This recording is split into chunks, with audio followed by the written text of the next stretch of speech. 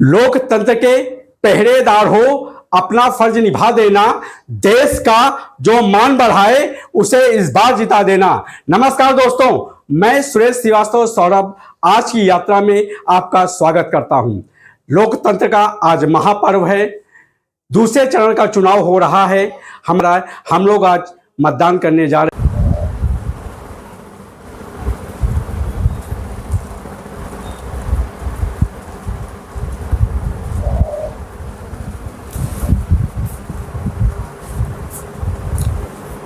ये है मेरी माताजी जो लगभग 86-87 साल की हैं, और आप देखिए जिस ढंग से वो बैठ करके माला जपती हैं, लगभग 1 से 1.5 घंटा उनको लगता है माला जपने में। आज की नई पीढ़ी अगर थोड़ी देर बैठ जाती है तो कमर में दर्द होने लगता है, परंतु हमारी माता राम अभी भी डेली 1 घंटा से 1.5 घंटा उनको लगता है पूजा करने में, जिसमें ऐसे बैठ के वो जपती हैं माला।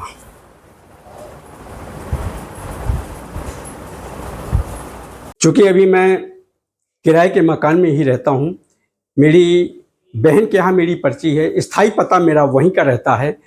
मैं भले किराए के मकान में ही कहीं भी रहूँ, किराए के मकानों में क्या है, आज यहाँ कल वहाँ परसों वहाँ, मेरा स्थायी पता वहीं है। हम चलते हैं वहाँ अपनी मतदाता की पर्ची उठाने, और ये हमारे पूरा परिवार चूँकि जा रहा है। हमारे बगल में जो हैं, ये एक कवि को संभालना बड़ा मुश्किल होता है, और उसको संभालने वाली हमारी धर्मपत्नी जी हैं, रजनी श्रीवास्तव। नमस्ते कर सकती हूँ अपने लोगों को।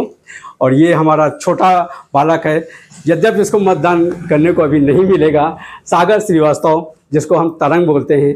और हमारा बड़ा बेटा उमंग श्रीवास्तव, निखिल श्रीवास्तव उमंग, जो अभी फ़िलहाल कैमरा चला रहा है, हम उसकी भी तस्वीर आपको दिखाएंगे। तो चलते हैं हम यहाँ से, क्योंकि हाँ बूथ जो है बहुत पास में है, तो हम यहाँ से पैदल ही अपनी यात्रा शुरू करते हैं और चलते हैं। सबसे पहले पर्ची उठाते हैं, फिर वहाँ से मतदान केंद्र आपको ले चले। ये है बेनी सागर तालाब। यहाँ के महाराजाओं ने कई तालाब बनवाए हैं पन्ना के इर्द गिर्द, जो पेयजल व्यवस्था के काम आती है। ये बेनी सागर तालाब, इसी वजह से इस मोहल्ले का भी नाम बेनी सागर मोहल्ला है। हम आ चुके हैं जिज्जी के मकान। ये है मेरा स्थायी पता है, यहीं से हम उठाएंगे अपनी वोट डालने वाली पर्ची, और इसके बाद चलेंगे वोट डालने।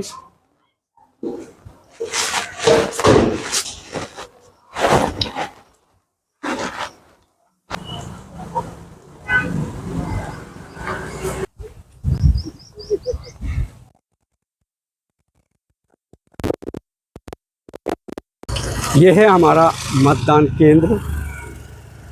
सुबह से मैं इस बार कई बूथों में गया, मुझे वो उत्साह से वो भीड़ नहीं दिखी, वो लाइन नहीं दिखी जो हर बार के चुनाव में दिखती थी।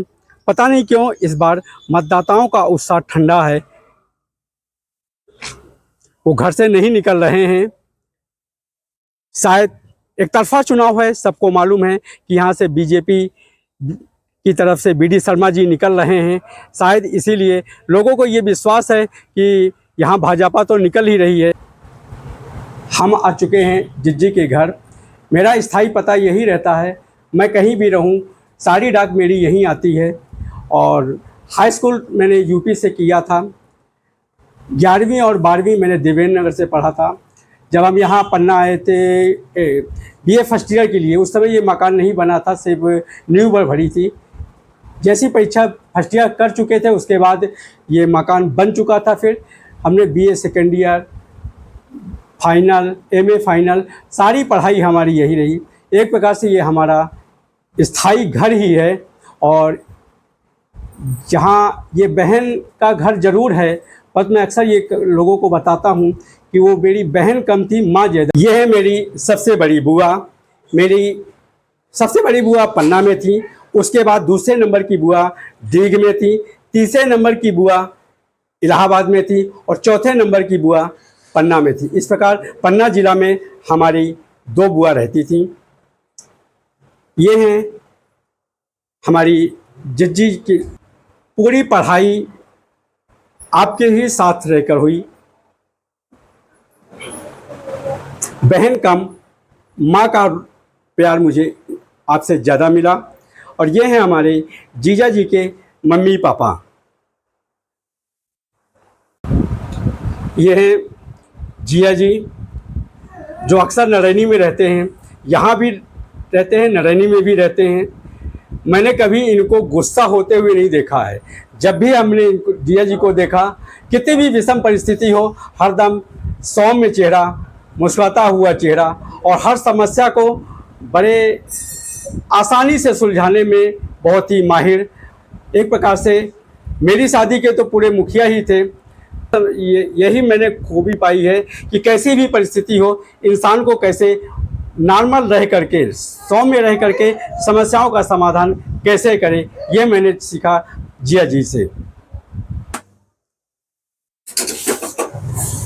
हमारी छोटी भनेज बहू दीप्ति श्रीवास्तव किचन का पूरा कारोबार संभाले इस समय। यह है मेरा छोटा भांजा नितिन श्रीवास्तव, सोनू के नाम से जाना हम इसे बुलाते हैं।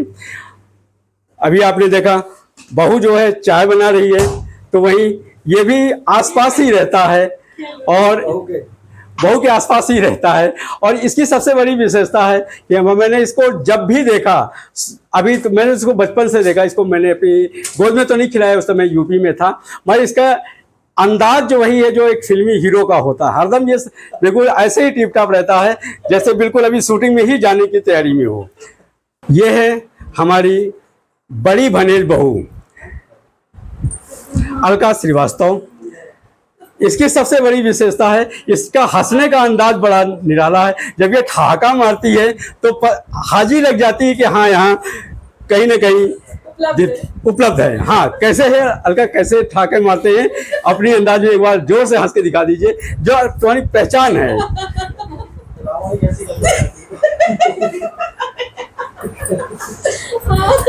ये अभी थोड़ी अभी कम है, परंतु पहचान वाली है। नैतिक तो मैं बोलता ही नहीं हूँ, बस मैं तो हरदम इसको, क्योंकि बचपन में दिग्गी दिग्गी दिग्गी दिग्गी करता था, तो मैं इसको दिग्गी ही मैं नाम से बुलाता हूँ। ये दिग्गी वो नहीं है जो कांग्रेस के नेता हैं, ये है हमारा नाती दिग्गी। अच्छा, ये है मेरा बड़ा बेटा निखिल श्रीवास्तव, उमंग जिसे हम बोलते हैं। ये उस समय कैमरा चला रहा था। ये वैसे फोटो से बहुत बचता है, मगर इसे ज्ञान नहीं है कि हम मीडिया वाले हैं, कितना भी छिपाए अपने मुंह को, हम कवरेज ले ही लेते हैं। बार बार बाल से चेहरा ढक लेता है, मगर ये हमारा अपना अंदाज है कि कहाँ से कैसे पोज लेना है। और ये है हमारी नातिन। ये अक्सर इसकी भी मस्ती, इसका भी खेलने का अंदाज अपना है, मगर आज ये सब कोई चूँकि घर में छुट्टी में, मम्मी भी आज स्कूल नहीं गई हुई है, घर में ही है, और ये सबको दिखाने के लिए आज किताब खोल करके पढ़ने में व्यस्त है। ये देखिए नितिन श्रीवास्तव के दो बच्चे, एक ये बेबो और इधर ये विमान। ये इसकी विशेषता क्या है कि ये जब मैं इसको देखता था, ये मुझे देखता था, तो हम लोग राधे राधे करते थे। राधे राधे में फिर मेरी भनेज बहू ने बताया कि मामा जी ये राधे राधे नहीं कहता है, ये आधे आधे बोल रहा है। और ये हैं हमारे बड़े भांजे के बड़े सुपुत्र, जिनको हमने दिग्गी के नाम से परिचय कराया, और ये छोटे हैं। ये भी इनका मुस्कुराने का अंदाज ही बहुत बेहतरीन है। मुस्कुराते मुस्कुराते कब शैतानी कर जाए सबके साथ, ये कोई पता नहीं रहता।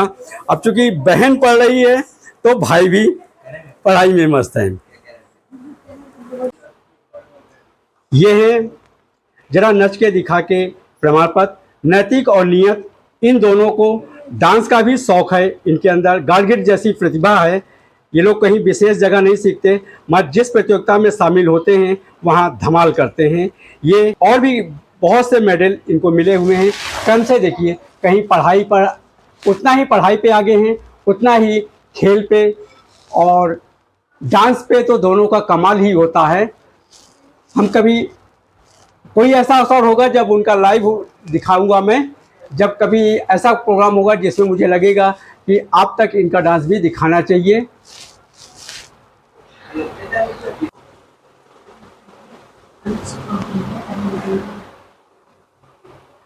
आरव, विमान, नियत, नैतिक, इन चारों को, क्योंकि कहीं पर भी जब किसी घर में कोई प्रतिभा होती है, जब उनको सम्मान मिलता है, तो जो पुरस्कार मिलते हैं, जो प्रमाण पत्र मिलते हैं, जो मेडल मिलते हैं, उनको संभाल कर विस्तार से फैलाना असंभव होता है। इसीलिए देखिए अब एक के ऊपर एक है। ये छोटी बहू मेरे लिए चाय लेके आ चुकी है। अब हम पीते हैं चाय और इसी के साथ आज की यात्रा को विराम देते हैं।